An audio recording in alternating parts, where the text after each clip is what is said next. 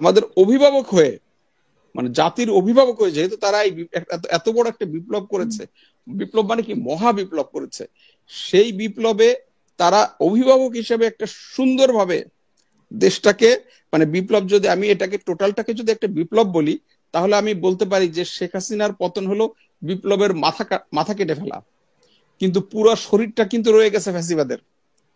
ফ্যাসিবাদের পুরো শরীরটা বিদ্যমান, প্রত্যেকটা জায়গায় বিদ্যমান।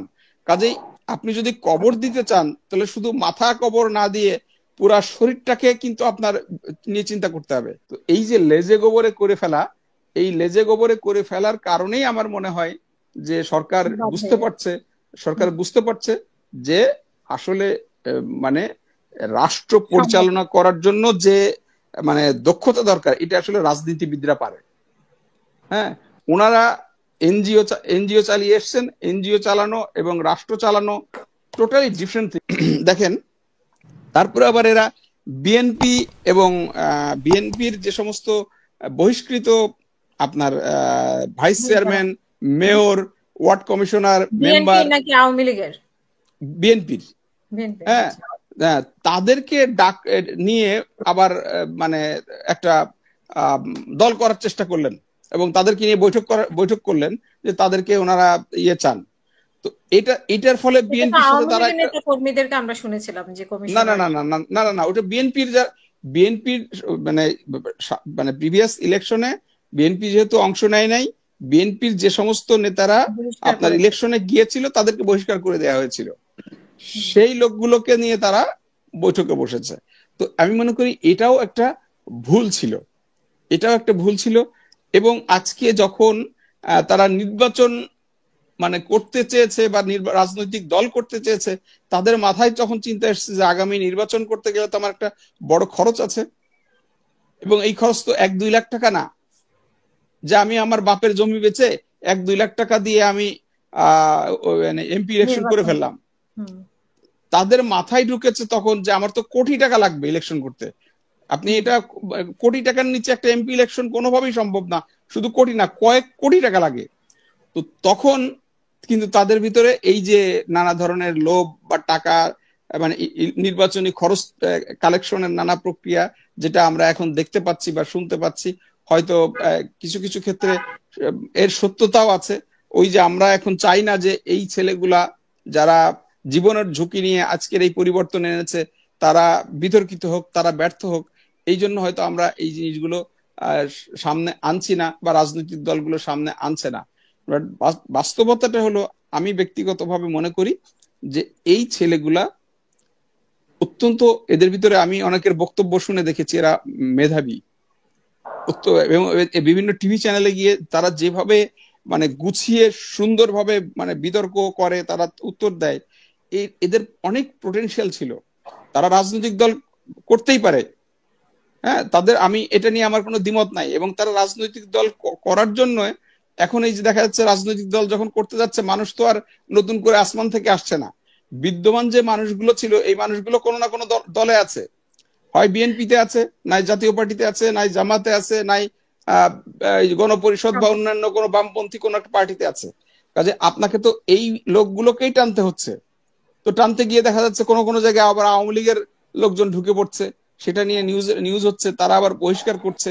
তো এই এই এই ব্যস্ততাটা তাদের দরকার ছিল না, এই কাজের সাথে তো দরকার ছিল না। তারা সুন্দর করে আমাদের অভিভাবক হয়ে, মানে জাতির অভিভাবক হয়ে, যেহেতু তারা এই এত বড় একটা বিপ্লব করেছে, বিপ্লব মানে কি মহা বিপ্লব করেছে, সেই বিপ্লবে তারা অভিভাবক হিসেবে একটা সুন্দরভাবে দেশটাকে, মানে বিপ্লব যদি আমি এটাকে টোটালটাকে যদি একটা বিপ্লব বলি, তাহলে আমি বলতে পারি যে শেখ হাসিনার পতন হলো বিপ্লবের মাথা কেটে ফেলা, কিন্তু পুরো শরীরটা কিন্তু রয়ে গেছে ফ্যাসিবাদের পুরো শরীরটা বিদ্যমান, প্রত্যেকটা জায়গায় বিদ্যমান। কাজেই আপনি যদি কবর দিতে চান, তাহলে শুধু মাথা কবর না দিয়ে পুরা শরীরটাকে কিন্তু আপনার নিয়ে চিন্তা করতে হবে। কিন্তু দেখা গেল যে সেটা না করে শুধু এরা না, আমাদের রাজনৈতিক দলগুলো মানে মাথা কেটে গেছে, বাকিরা সবাই ওই খুবলে খুবলে দেহ থেকে খাওয়া শুরু করে দিল, সমস্ত রাজনৈতিক দলগুলো। তো এই বিভ্রান্তির কারণে একটা মানে সমস্যা তৈরি হলো।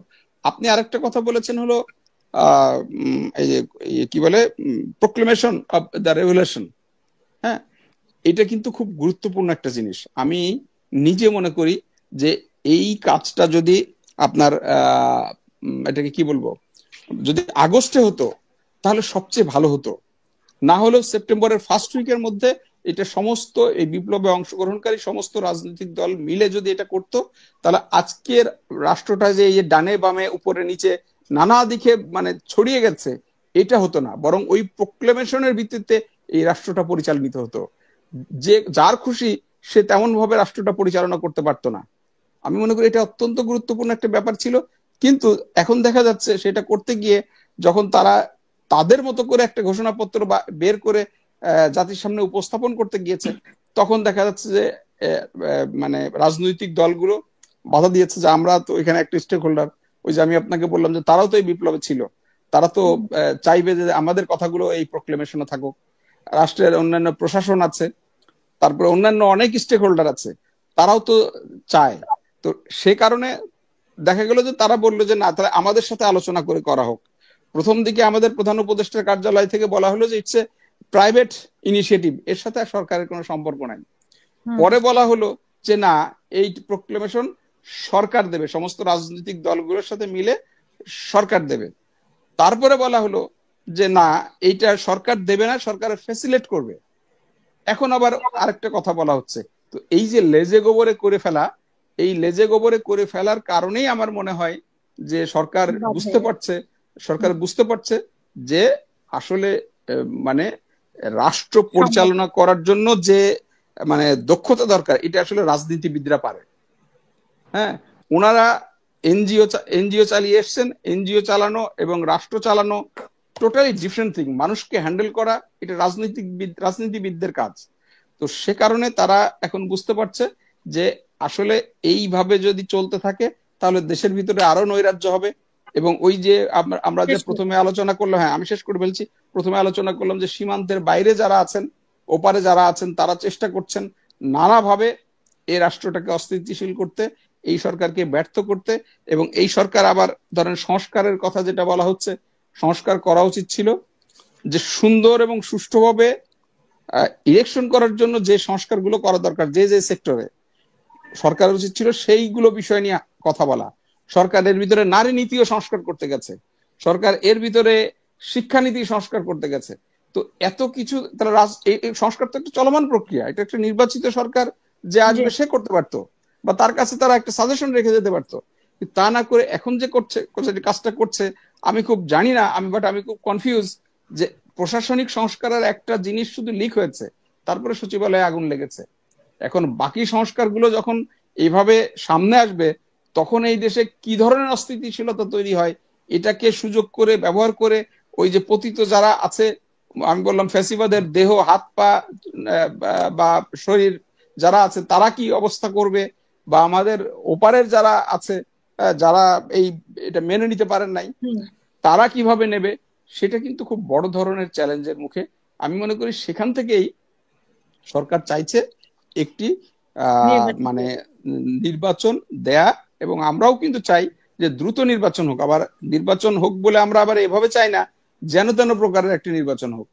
নির্বাচন অবশ্যই সুন্দর এবং সুষ্ঠু হতে হবে, সেটার জন্য একটা যৌক্তিক সময় দরকার। সেই যৌক্তিক সময় কতটুকু দরকার, আমার মনে হয় আমাদের দেশে যেহেতু মানে আমলারা যারা আছে তারা অনেক ইলেকশন করেছেন, তারা জানেন, রাজনীতিবিদ যারা আছেন তারা জানেন যে এই যৌক্তিক সময় কতটুকু লাগতে পারে। সেইটুকু সময়ের ভিতরে একটি নির্বাচন করা উচিত। এবং আমার মানে ব্যক্তিগত অনুরোধ, রাষ্ট্র পরিচালনার বাইরে নির্বাচনের বিষয়ে সরকারকে ফোকাস করা উচিত। অন্যথায় আরো অনেক কিছুর সাথে ইনভলভ হয়ে গেলে সরকার আরো বেকায়দায় পড়বে এবং সরকার আরো বিতর্কিত করবে। আমরা কোনোভাবেই চাই না এই সরকার বিতর্কিত হোক, এই সরকার ব্যর্থ হোক। আমরা কোনোভাবেই চাই না আমাদের এই যে যারা মানে জীবন বাজি রেখে এই বিপ্লব ছিনিয়ে এনেছে, সেই মানে সন্তানরা বিতর্কিত হোক বা ব্যর্থ হোক। হ্যাঁ, আমরা চাই তারা সুন্দরভাবে আমাদের দেশটাকে, যে মানে গণতন্ত্রহীন দেশটাকে যে গণতন্ত্রের রোডে তুলেছে, সেই রোডে গাড়িটাকে সুন্দরভাবে একটা মানে স্টার্ট দিয়ে চলমান অবস্থায় তারা রেখে যাবে। আমরা সবাই তাকে স্যালুট দিয়ে আমরা অভিনন্দন জানাবো এবং ভবিষ্যতে যদি তাদের কোনো রাজনৈতিক ইচ্ছা থাকে আমরা তখন সেটা তাদের এই সামগ্রিক কার্যক্রমে আমরা অবশ্যই বিবেচনা করে দেখব। অসংখ্য ধন্যবাদ।